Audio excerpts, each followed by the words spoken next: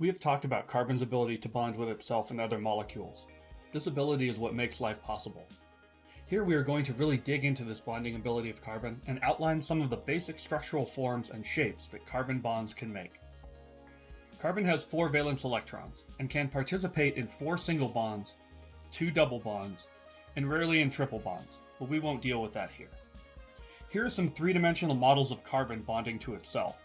First, it can form 4 single bonds and have 4 carbons attached, like this. A molecule that is made entirely of carbon, where all 4 bonds are single bonds to other carbons, is a diamond. If carbon is bonded to itself with a mix of double bonds and single bonds, it makes things like graphite. Graphite is composed of many carbon atoms that are single and double bonded to each other in this ring pattern.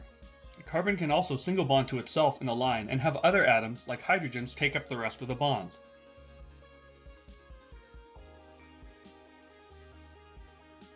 When hydrogens take up the rest of the bonds, this is called a hydrocarbon.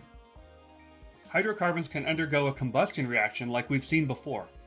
The heat that is produced by this reaction can make your car run. Gasoline is mainly just hydrocarbons of different lengths. Octane is a chemical word for hydrocarbons with the chemical formula C8H18. When you see the octane rating of gasoline, it is referring to the amount of octane molecules present, which can help reduce engine knocking. What is interesting is that octane is a linear carbon hydrochain. What would happen if we took the same amount of carbons and hydrogens and assembled them differently? We get what are called isomers. What if I took 3 carbons off the end here and assembled them like this?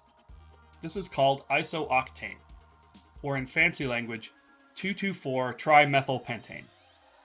Iso here stands for isomer.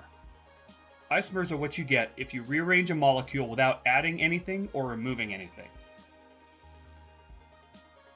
Here's the amino acid leucine. We can rearrange it like this and make isoleucine.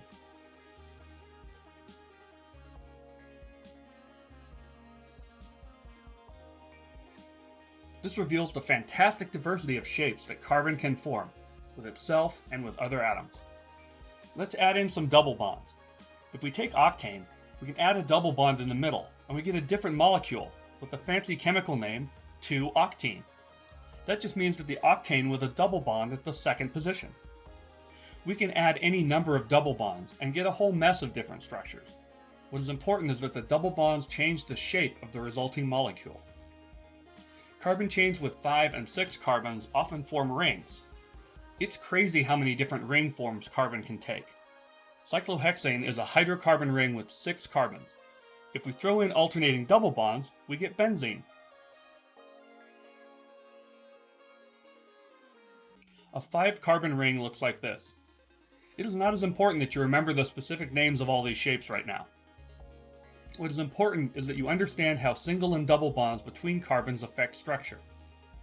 We know from Chapter 1 that structure and function are related, and this is true especially at the molecular level. Let's add in some other atoms to this mix, shall we? There are 4 main atoms that participate in carbon-based or organic molecules. They are carbon, nitrogen, oxygen, and hydrogen. For the rest of this video, we're going to use a standard convention that carbon is black, nitrogen is blue, oxygen is red, and hydrogen is a whitish or gray color. We can simply add them into the chains according to their own bonding properties. Oxygen has 6 valence electrons, and so generally forms 2 single bonds or 1 double bond. Nitrogen has 5 valence electrons, and so generally forms 3 single bonds or 1 single bond and 1 double bond. Hydrogen has 1 electron in the lowest shell and only forms 1 single bond. As you can imagine, the number of arrangements of just these 4 atoms that we can come up with is, well, endless. To demonstrate some important points, let's take a look at hexane, which is a hydrocarbon with 6 carbons and 14 hydrogens. Let's stick a double bond somewhere in the middle. This is 3-hexane. Let's swap out this hydrogen for an oxygen. Oxygen is upset with only 1 bond, so we add the hydrogen back here to fill the oxygen's valence shell. Let's do that again, only over here. If we move the second oxygen-hydrogen pair over here, we get a different molecule. However, moving this pair doesn't actually change the composition of the molecule, which means we have an isomer. When you move groups of atoms around a double bond like this, it produces cis and trans isomers. Cis means this side of, and trans means the other side of in Latin. Thus, isomers where the atoms are across the double bond are called trans isomers, and isomers where the atoms are on the same side of the double bond are called cis isomers. So far, we've talked about a few terms that are important to remember. The first is isomer, which is when a molecule is rearranged but the atoms that make it up don't change. Now, we have cis and trans isomers, which refer to changes across a double bond. We have one other kind of structural variation that we need to discuss. We refer to this last group as enantiomers. Enantiomers are like isomers in that they only differ from each other by the arrangement of the same atoms. However, when carbon is bonded to 4 different groups, these can be arranged into mirror images of themselves. That means that they are opposites, and we can't turn this molecule in any direction that it will be the same as the other molecule. Because they are mirror images like your hands, we call them L for left and D for right. The concept of enantiomers is important to biology. Thalidomide was a drug discovered in Germany. Researchers found that thalidomide was effective against morning sickness. When the drug was given to patients, it caused severe birth defects, including damage to the fetus's eyes and their limb development. While the drug was used in Europe, the FDA in the US refused to approve it. Even so, tens of thousands of babies were born with damage caused by the drug. How does this relate to enantiomers? Well, thalidomide has 2 enantiomers, or a left and a right-handed version. The production of thalidomide created variations that were a mix of these 2 enantiomers. The right-handed form was active and helped reduce morning sickness. However, the left-handed form did not help with morning sickness. Instead, it caused severe birth defects. Because it is expensive to try and separate the right from the left-handed versions, and the danger of having even a small amount of the left-handed version in the preparation has seen the ban of thalidomide.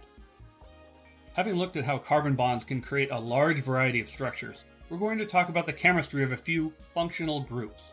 These are groups of atoms that have specific properties, and they give larger biological molecules distinct features or shapes. This is a reductionist view.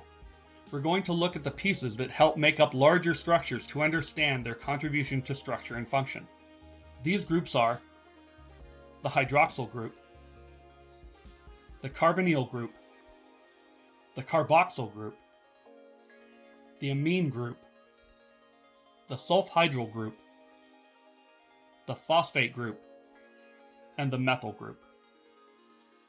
What are some of the functional properties of these groups? 6 of these 7 give most biological molecules their properties, while the 7th, the methyl group, can modify biological molecules in interesting ways, like DNA methylation, that we will look at later. Let's think about the atoms that make up these 6 groups, and what these can do to help us predict their properties. What do we predict the hydroxyl group can do? If you said hydrogen bond, then you're correct.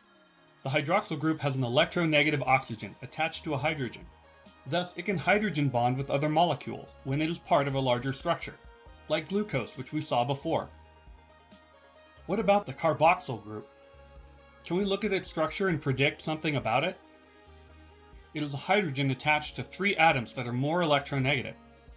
This pulls the electron so strongly that the hydrogen nucleus, or what we call a proton, can just pop off. What is the name of a molecule that releases protons into solution? That's right, it's an acid. This group is often called a carboxylic acid group. It is a very common and important organic acid in our bodies. At physiological pH, it loses the proton and becomes negatively charged. What about the amine group? This one's a little tricky, but because of its 3-dimensional shape, there are some electrons that just hang out together and don't participate in bonding.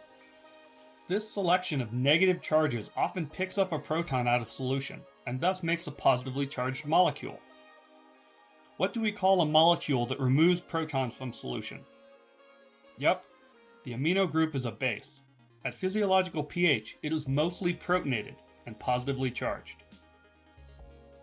The sulfhydryl groups and carbonyl groups are both superreactive, and we'll talk more about the kinds of interactions they can participate in later. However, sulfhydryl groups are critical to protein structure and function. Finally, the phosphate group is an amazing functional group because it can form energetic bonds and then donate that energy in chemical reaction to other molecules. This donation forms the basis of much of the molecular work that your cells participate in. In fact, along with all the rest, It is specifically what gives your muscles the energy they need to contract. Phosphate groups hold this chemical energy by forming the molecule ATP, or adenosine triphosphate. ATP is the main end product of cellular respiration and metabolism. We will spend a lot of time later looking at ATP and how cells manipulate this energetic molecule. For now, all we need to know is that these phosphate groups form the energetic bonds that the cell can use later on.